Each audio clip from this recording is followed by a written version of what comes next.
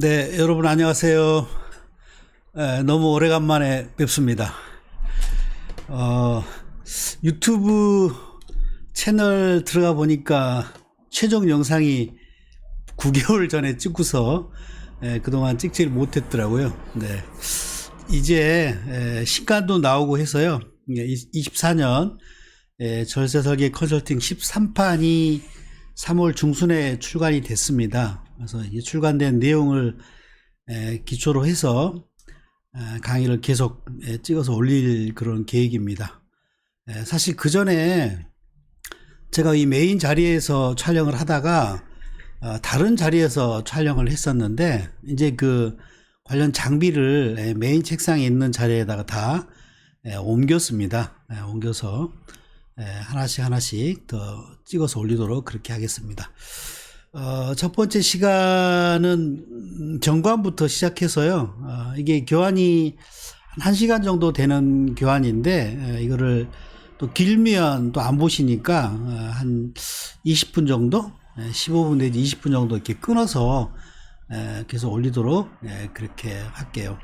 정관부터 한번 보겠습니다. 자, 우리가 이제 정관을 흔히 텍스 플랜의 시작이라고 얘기를 하죠. 텍스 플랜 시작이라고 얘기하는데, 정관부터 하나씩 공부를 해보도록 하겠습니다. 네, 제 소개는 생략을 하겠습니다. 이 책은 많이 구매해 주시면 좋고요. 구독, 좋아요 필요 없어요. 책을 많이 사주시면 좋습니다. 네. 컨텐츠는 어차피 끌어서 할 거니까 바로 본강으로 들어갈게요. 자, 소득유형의 설계의 의의와 정관이라는 제목입니다. 자, 우리가 텍스 플래닝을 수행하게 될 때 절세설계 유형들을, 다양한 유형들을 저희가 구사를 하게 되는데요. 약간 이론적인 내용이긴 합니다. 소득의 유형을 바꾸는 전략을 펴죠. 그래서 우리가 흔히 출구 전략이라고 얘기하는 회사 이익을 설계 대상자에게 이전하는, 핵심은 이제 세부담의 최소화인 소득의 유형을 찾는 것이겠죠. 대표적인 소득이 뭐 급여 상여, 배당금, 뭐 퇴직금 등 이런 소득 유형들을 저희가 달리 구조를 세팅을 하게 되면 절세 효과가 생기게 되죠. 그래서 그걸 소득의 유형, 소득의 유형을 바꾼다라고 얘기하고요. 그리고 이제 소득의 귀속을 바꾸는 그런 전략을 펴게 되죠. 배당 소득이 대표적인 소득의 귀속처 바꾸는 그런 전략이 되겠죠. 그러니까 지분 구조가 뭐 대표이사 한 사람이 100%를 소유하고 있는 구조라고 하면 배당을 지급하더라도 한 사람에게 지급이 되니까 높은 세부담, 한계수율이 이제 높은 기존의 연봉 이런 것들 합쳐져서 합산과세가 되니까 세부담이 굉장히 많아지겠죠. 그러니까 이것을 다른 사람 주머니로 옮길 수 있는 지분 구조를 흔드는 작업이 먼저 이루어져야 되겠죠. 그래서 지분 구조를 분산해서 설계를 하고 다른 사람에게 배당금이 기속될 수 있도록 그런 설계를 저희가 하게 되고요. 시기를 바꾸는 전략을 펴기도 하죠. 현재 현장에서 많이 유행하고 있는 그 금융 플랜으로서 이제 경영인 정기보험 같은 것이 시기를 바꾸는 전략에 해당이 되겠죠. 납입하는 단계에서는 비용 처리를 했다가 꼭지인 때 해약을 하게 되면 이제 입금 사입돼서 법인세가 과세된 효과가 생기는데, 그 법인세를 이제 이연하는, 해약하는 시점까지 시기를 이연하는 그런 전략에 해당이 될 테고요. 그 다음에 이제 장소를 바꾸기도 하죠. 그러니까 우리나라가 아닌 세부담이 적은 나라에 법인을 세워가지고 소득을 그쪽으로 이전해서 세부담을 최소화하는 그런 전략을 피기도 합니다. 이런 형태로 저희가 설계 유형들을 관리하게 되는 거고요. 그래서 이제 그 출발이, 그러니까 여러 가지 이제 송금 요건을 위한 제도 정비를 수행하게 되는데, 이제 그 출발이 정관이라고 할 수 있고요. 정관 정비가 이제 이루어지고 나면 이렇게 지급받는 매년의 보수와 배당을 위한 매년 지급받는 소득에 대한 자치법규의 제정, 이거를 우리가 총칭해서 뭐 제도정비 이렇게 표현하기도 합니다. 그래서 임원 보수 지급 규정, 그 다음에 배당을 위해서는 지분의 분산 설계, 그리고 퇴직하는 시점에 지급받는 이 퇴직금에 대한 임원 퇴직금 지급 규정, 그리고 불의의 사고에 대비하기 위한 유족보상금의 지급을 위한 유족보상금 지급 규정 정비를 저희가 하게 되죠.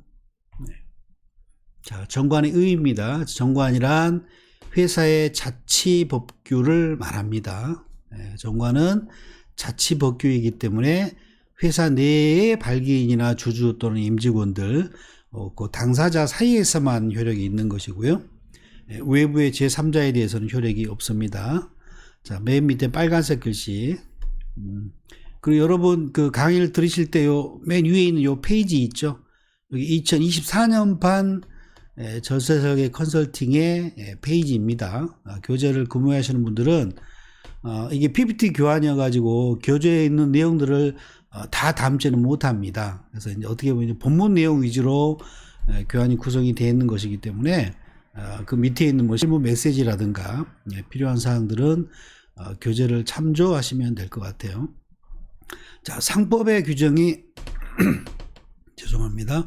상법의 규정이 강행법규가 아닌 한 정관이 우선 적용된다. 자, 이 말은 뭐냐면 일단 정관은 자치법규잖아요. 그러니까 상법이 허용하는 범위 내에서 우리가 정관에 일정한 내용을 기재를 하게 되면 그게 우선 적용된다는 겁니다. 그러니까 이제 전제가 상법의 강행법규를 위반하면 안 되는 것이기 때문에 상법에 있는 내용 범위 내에서 정해야 되는 거죠. 그러니까 예를 들면 뭐 우리 비상제한 기업 같은 경우에는 배당 같은 경우를 보면 3월달 결산 배당과 중간 배당이라고 해가지고 1년에 회사가 한 번 더 선택하는 때에 배당을 한 번 더 할 수 있죠. 그러니까 예를 들어서 회사가 정관에 분기별로 배당한다라고 정관을 정했다고 하더라도 분기 배당은 상법을 위배한 것이기 때문에 무효인 상태가 되는 거죠. 물론 이제 예외적으로 상장 기업은 자본시장 특례에 따라서 분기별로 배당을 할 수 있죠. 근데 비상장 기업은 그게 안 되죠. 그래서 상법에 있는 내용을 범위 내에서 정관을 정해야 합니다. 정관이 한 60여 개 조문 정도가 되는데 대부분의 내용들은 사실은 상법에 있는 내용들을 거의 뭐 복사에다 붙이기 한 정도의 내용으로 구성이 되어 있죠. 이제 그 관련해 가지고 우리가 정관을 의미 있게 봐야 되는 거는 텍스와 관련된 관련 조항 내용이 두세 가지 정도가 있죠. 뭐 임원 보수 퇴직금, 그다음에 배당 또는 뭐 현물 배당, 뭐 중간 배당, 뭐 요 정도의 조항이 텍스와 이제 밀접하게 관련이 있는 조항이고 나머지들은 다 상법에 있는 그런 내용들 위주로 구성이 되어 있습니다. 네, 자 법인 등기부등본. 자, 이거는 이제 왜 말씀을 드리냐면 우리가 이제 정관을 이미 설립되어 있는 회사를 전면 개정하는 형태로 컨설팅을 수행하는 경우가 굉장히 많거든요. 이제 그럴 때 정관에 정해져 있는 각 조문들을 저희가 다 개정 또는 변경을 하게 됩니다. 이제 그럴 때 여기 적힌 이 내용들은 법인 등기부 등본에 등기를 해야 되는 사항입니다. 그러니까 이 등기 사항 중에 내용이 바뀌게 되면 회사의 등기부 등본을 변경 등기를 해야 된다는 거죠. 그래서 목적 사항도 이제 범위가 좁게 정해져 있는 것들을 좀 넓게 일반적으로 변경하게 되니까 내용이 바뀌겠죠. 그런 변경도 해야 되고요. 상호도 뭐 이렇게 영무상호가 없다고 그러면 영무상호 추가되고 하는 일이 생길 수 있기 때문에 상호도 변경 등기를 또 해야 됩니다. 그리고 공고를 하는 방법이라든가 주식 양도의 제한을 뭐 이렇게 정하는 내용을 포함한다 그러면 그것도 등기 사항이고요. 그다음에 스톡 옵션 주식 매수 선택권을 부여하기로 한 내용이 있다 그러면 그것도 등기를 해야 됩니다. 그리고 주식으로 소각할 것으로 배당을 소각한다는 그 내용도 등기사항이고요. 그다음에 이제 마지막 요 16번에 있는 회사를 대표할 이사의 주소가 등기부 등본의 변경 등기 사항입니다. 실무적으로 이거를 많이 놓칩니다. 그러니까 대표가 본인이 사는 집을 이사를 하고 주민센터에 가서 전입신고는 다 하시는데 법인 등기부 등본에 주소 변경 등기를 하지 않는 경우가 종종 있거든요. 이런 부분도 한번 체킹을 하시면 좋을 것 같아요. 그래서 이제 이게 실무 메시지 내용 보시면 이거를 이제 제때 변경 등기를 해야 되는데 제때 하지 아니할 때는 그 경과 일수에 따라서 일정에게 과태료가 부과되죠. 불이익한 이런 처분을 안 받으려고 그러면 변경 등기를 제때 하셔야 되고요. 그리고 이게 심하잖아요. 그러니까 특히 이제 그 임원 연임 등기 같은 거 있죠. 그러니까 3년 임기가 이제 만료가 되면 연임에 따른 변경 등기를 수행해야 되는데 그걸 이제 하지 않았다. 그리고 이제 그게 뭐 수년 동안 이사가 뭐 두세 명이 있는데 연임 등기도 뭐 수차례 이행하지 않고 대표 주사도 변경 등기하지 않고 이런 것들이 이제 반복되는 경우에는 등기소에서 법인 등기부도가 말소되는 경우도 있습니다. 말소되는 경우도 있기 때문에 이와 같은 변경 등기를 제대로 수행하는 게 필요하고요. 네, 이제 그리고 이제 정관의 조문별 진단입니다. 조문별 진단 이게 이제 그 전체 60개 조문 중에서 뭐 중요하다고 생각되는 몇 가지를 교환에 담았고요. 시간 때문에 아마 이제 뭐 몇 개만 보고 아마 이번 시간을 마무리해야 될 것 같고요. 자, 첫 번째가 상호입니다. 상호. 네, 상호. 그러니까 우리가 기존의 법인을 변경하는 전면 개정 행태를 이제 변경하는 단계 컨설팅이라고 그러면 이미 회사는 정해져 있겠죠. 정해져 있고 쓰고 있을 겁니다. 그래서 이제 영무상호 이제 혹시 빠져 있거나 이제 그렇다 그러면 영무상호를 추가하는 의사 결정을 해야 되겠죠. 그래서 그 이 정관 교환은 기존에 이제 책에 있는 내용을 뭐 담는다기보다 실제 이제 특정 회사의 정관 변경 컨설팅을 수행하는 그런 컨셉으로 준비를 해봤어요. 그러니까 저희가 특정 회사의 정관을 받아서 이제 그걸 진단한 다음에 뭐 이런저런 점이 문제가 있으니까 이렇게 변경하는 게 좋겠다. 그래서 그 프레젠테이션을 하는 그런 형태로 준비를 했습니다. 그래서 보면 현재 이제 제가 받은 정관이 진단.